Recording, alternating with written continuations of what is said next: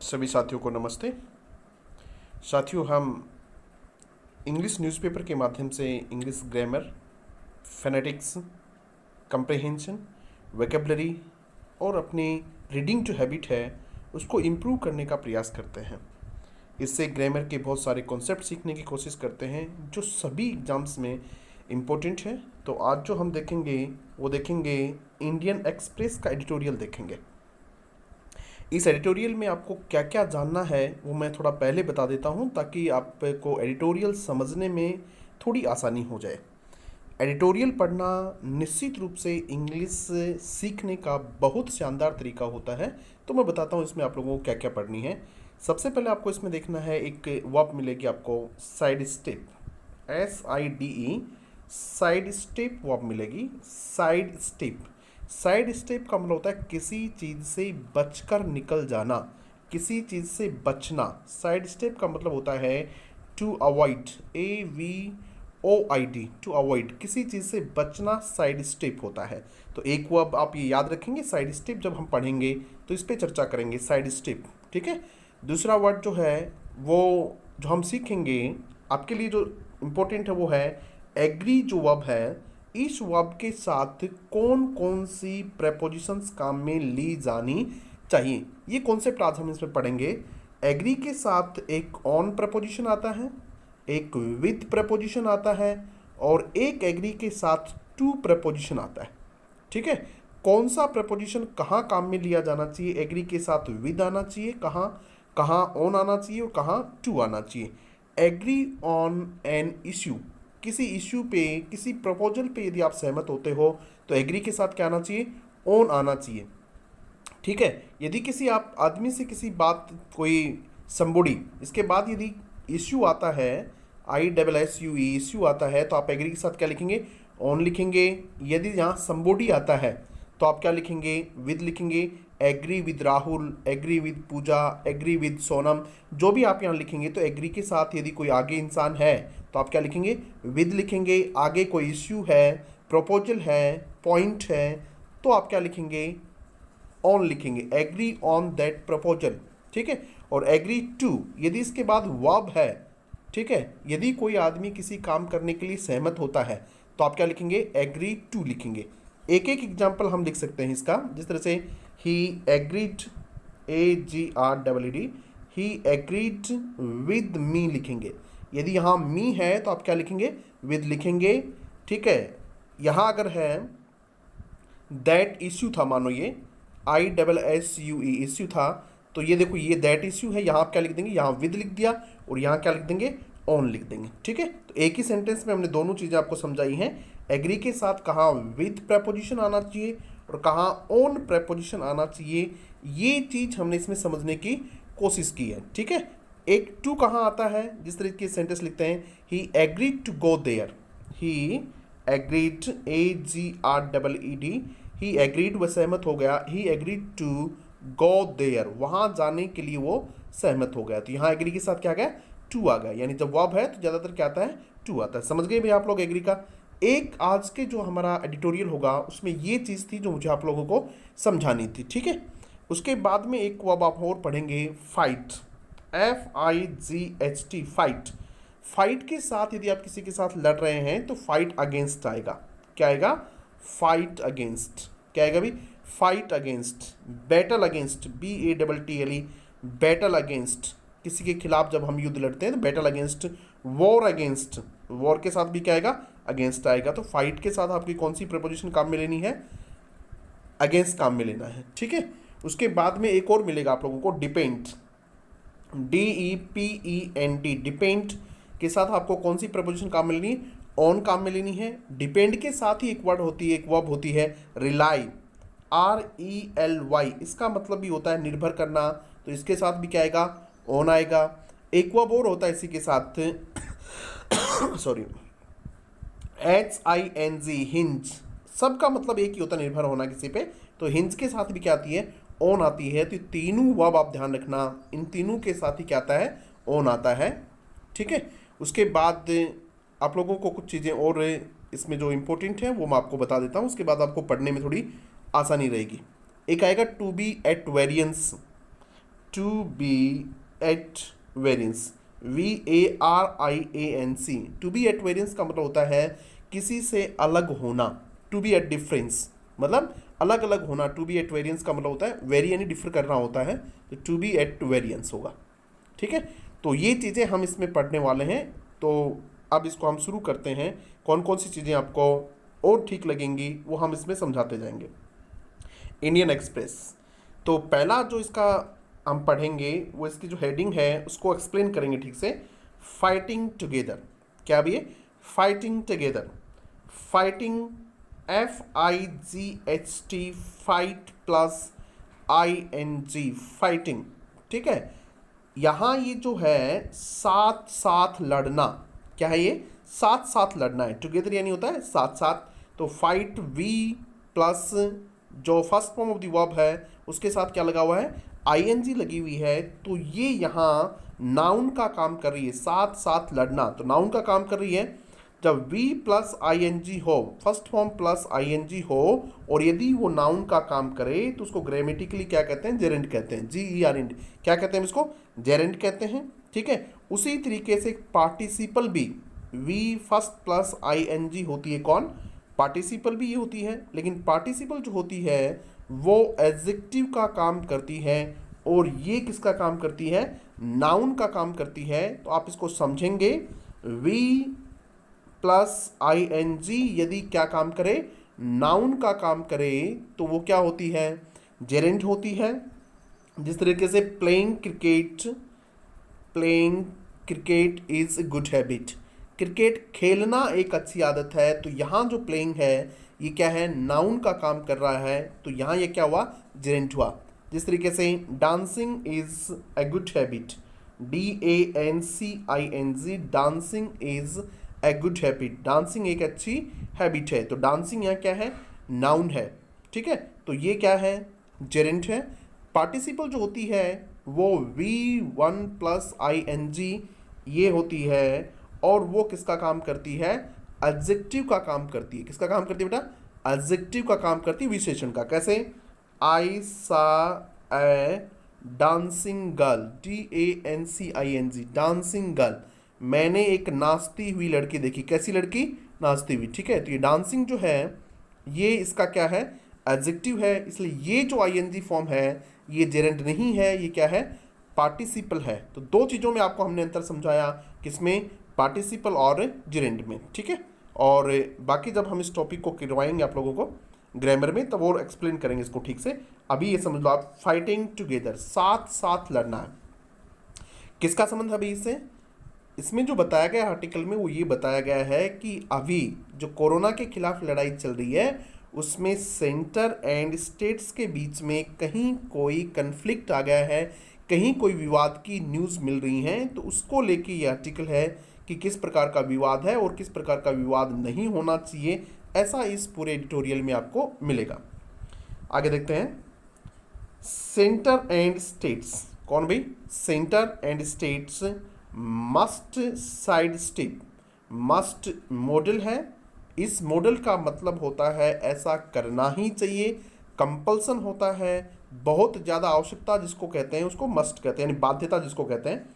Centre and state must side step, इनको बचना चाहिए। अभी हमने बताया था साइड स्टेप का मतलब होता है अवॉइड, इनको बचना चाहिए। किससे बचना चाहिए?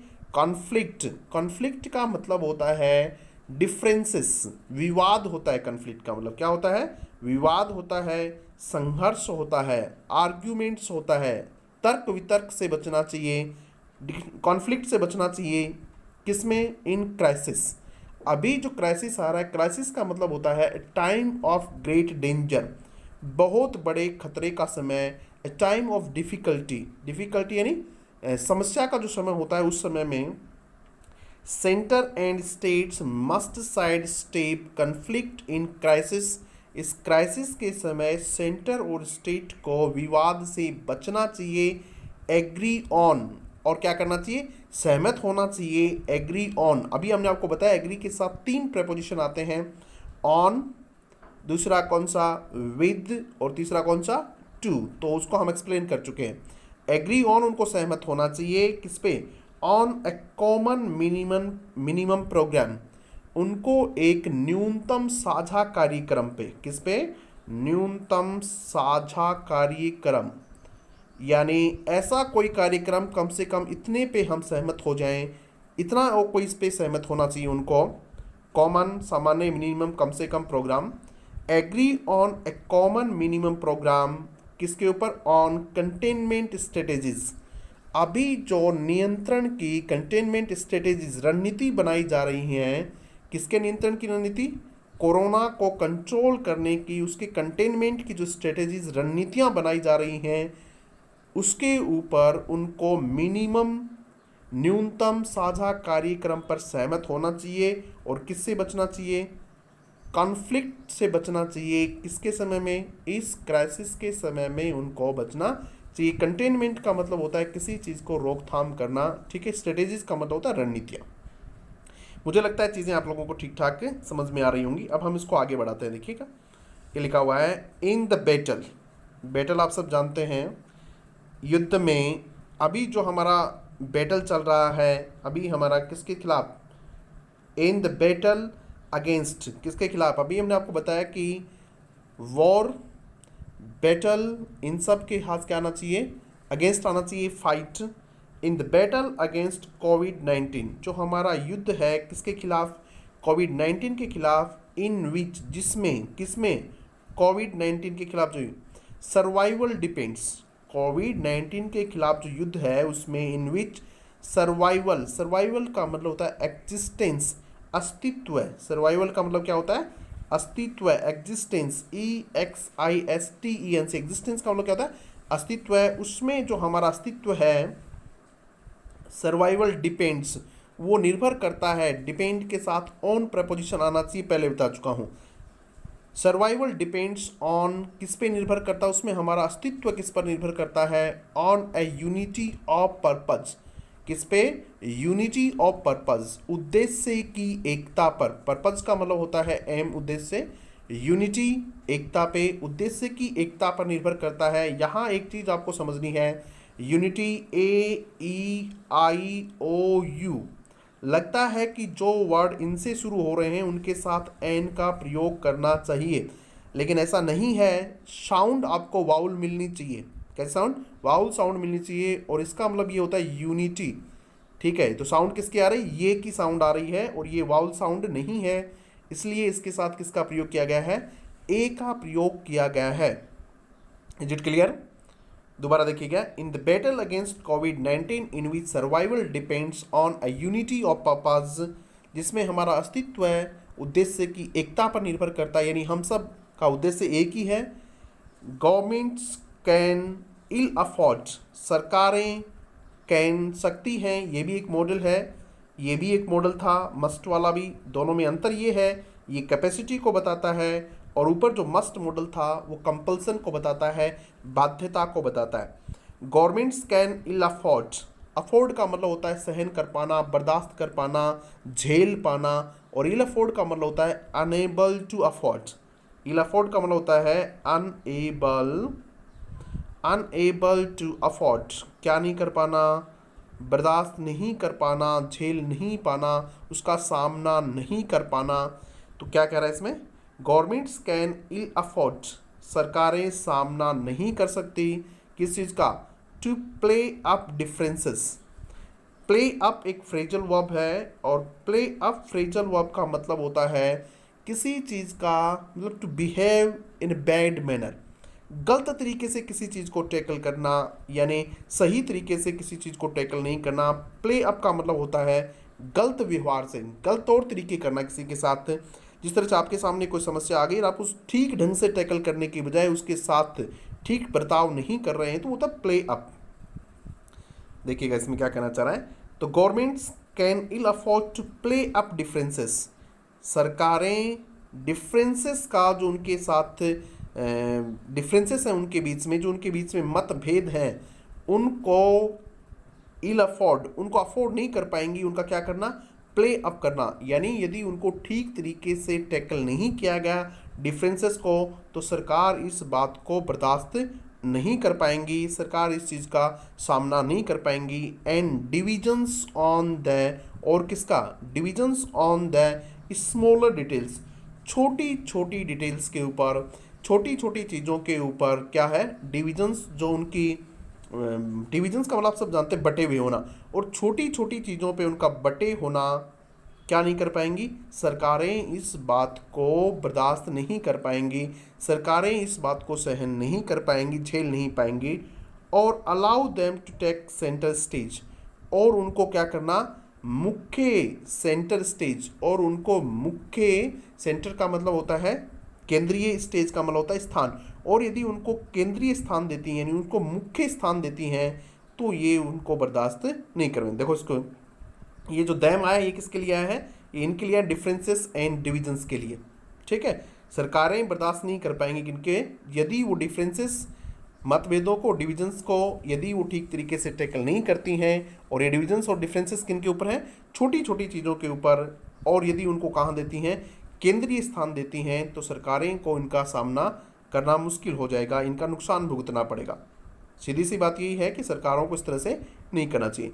Among the points of differences, differences के बिंदुओं में, अमंग दो होते हैं, एक AMONG, दो प्रपोजिशन होते हैं, अमंग, और एक होता है between.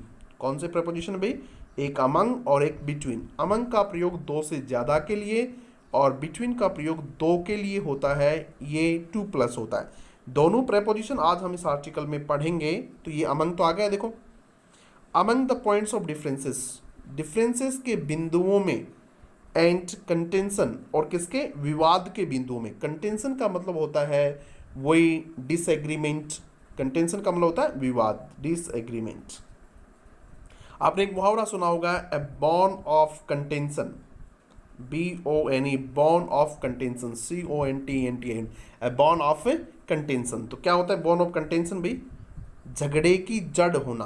A bone of contention, CONTENTION, bone of contention का मतलब होता है झगड़े की जड़ होना, ठीक है। जिस तरीके से कोई भी आप एग्जाम्पल लेंगे तो Kashmir is born of contention between India and Pakistan, तो बॉर्न ऑफ कंटेंशन ये होता है।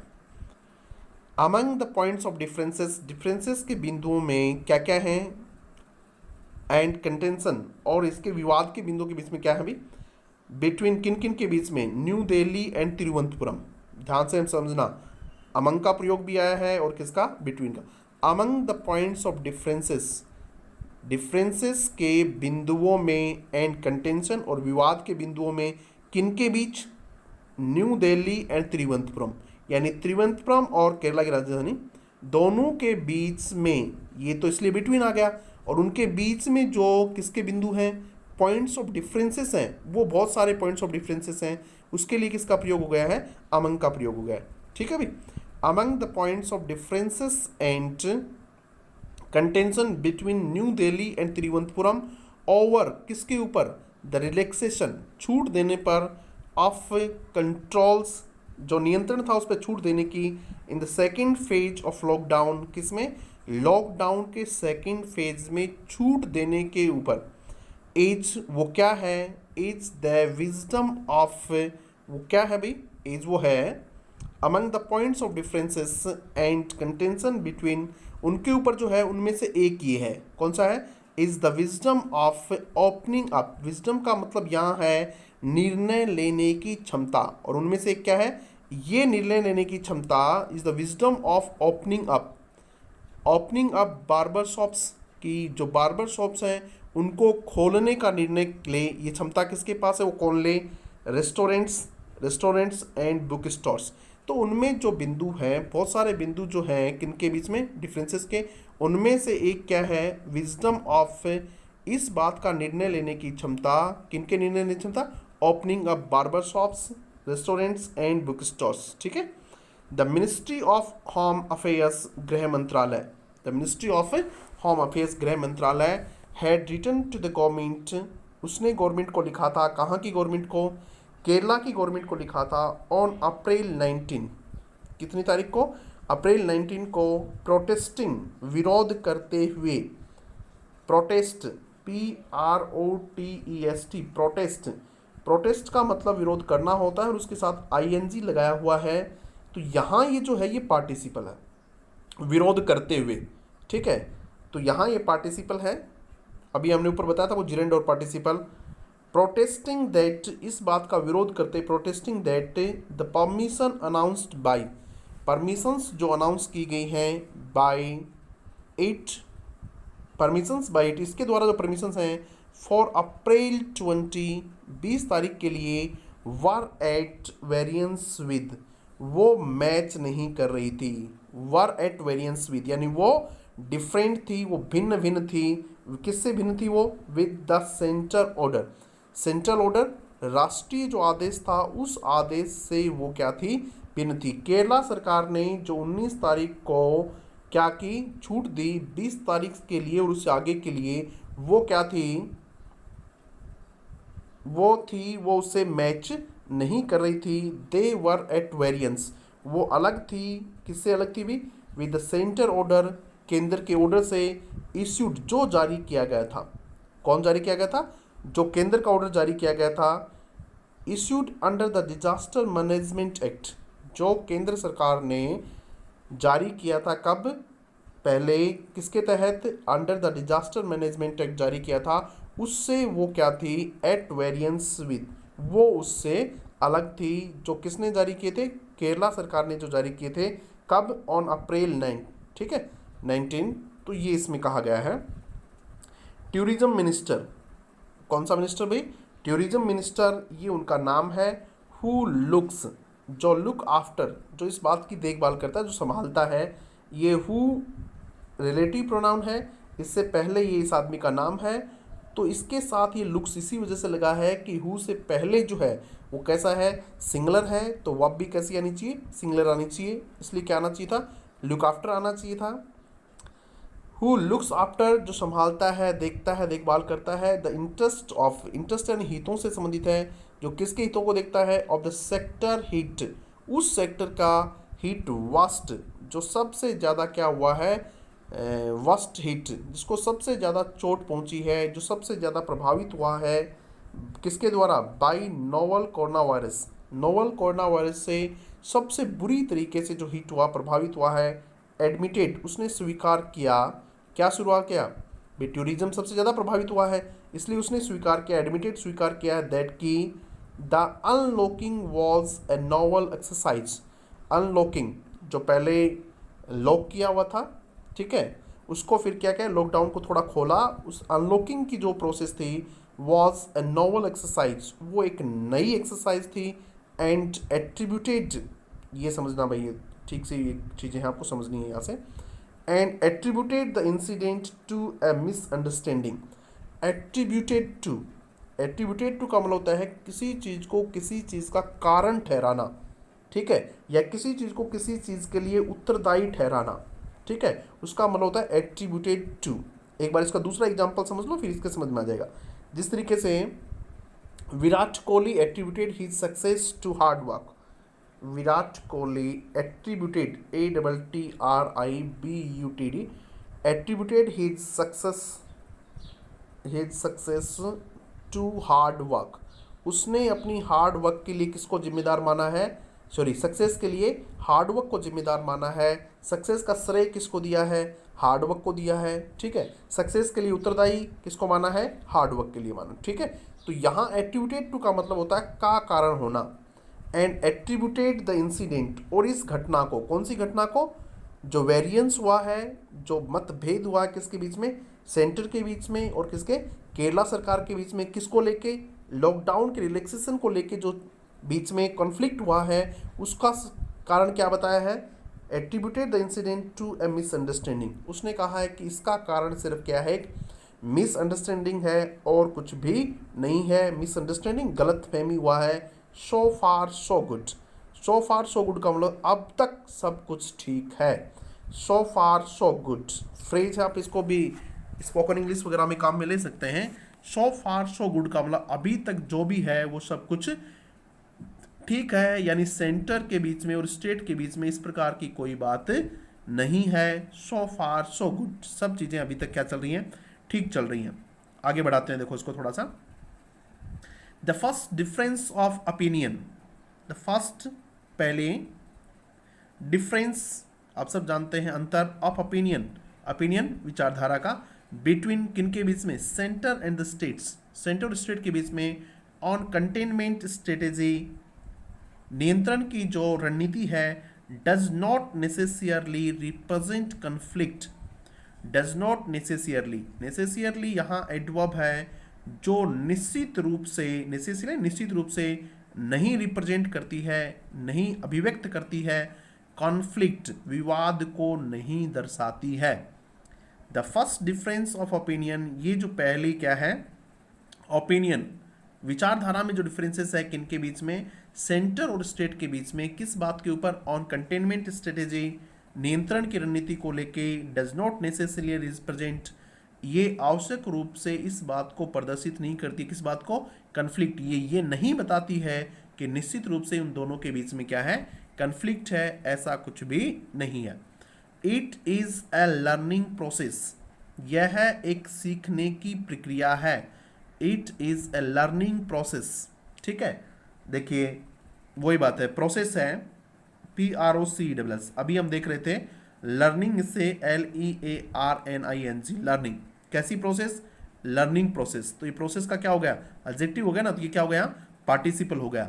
आप इस बात को अच्छे से समझ लीजिएगा, बहुत शानदार कॉन्सेप्ट है कि V1 प्लस ING यदि वो नाउन का काम कर रही है तो वो जेरेंड होती है, और VV प्लस ING यदि वो किसका काम कर रही है, एडजेक्टिव का काम कर रही है, तो वो क्या होती है, पार्टिसिपल होती है। रोजाना इस चीज को हम एक्सप्लेन करते हैं। It is a learning process, ये सीखने की प्रक्रिया है, एंड एन अपॉर्चुनिटी, और क्या है ये कि अवसर है, टू अफर्म, वापिस से मजबूत करने का, द अफर्म का मतलब होता है रीअफर्म, वापिस से किसी चीज को निश्चित करने का, किसी चीज को मजबूत करने का, द फेडरल स्पिरिट, फेडरल का मतलब होता है संघीय, फेडरल का मतलब क्या होता है भाई, संघीय, स्पिरिट का मतलब होता है भावना, जो संघीय भावना को और मजबूत करने का। अब ये संघीय भावना क्या होती है, संघीय भावना का मतलब होता है भारत एक संघ है और उसमें राज्यों को भी अपनी निश्चित स्वतंत्रताएं हैं, तो राज्यों की अपनी स्वतंत्रता, उसके बारे में क्या होती है, वो संघीय भावनाएं होती है कि राज्य भी भाई स्वतंत्र है, अपने स्तर पे कुछ निर्णय ले सकते हैं, केंद्र हर बात में क्या नहीं करता है, दखलंदाजी नहीं करता है, तो उसको कहते हैं federal spirit. It is a learning process, ये लर्निंग प्रोसेस है, and an opportunity to reaffirm the federal spirit, और ये फेडरल स्पिरिट को वापस से क्या करने की है, इसको वापस से मजबूत करने की एक अपॉर्चुनिटी के रूप में इसको लिया जाना चाहिए, ठीक है। तो आज का प्रोग्राम हम यहीं ख़त्म करेंगे। आशा करता हूँ चीज़ें आप लोगों को ठीक लगी होंगी। यदि आपको चीज़ें समझ में आई हों तो आप इसको लाइक कीजिएगा, शेयर कीजिएगा, और जिन लोगों ने चैनल को सब्सक्राइब नहीं किया वो तुरंत कीजिएगा। और यदि आपको लगे कि हम इसको और अच्छा कैसे बना सकते हैं तो अपने सुझाव जरूर कमेंट बॉक्स में लिखिएगा। Thank you very much.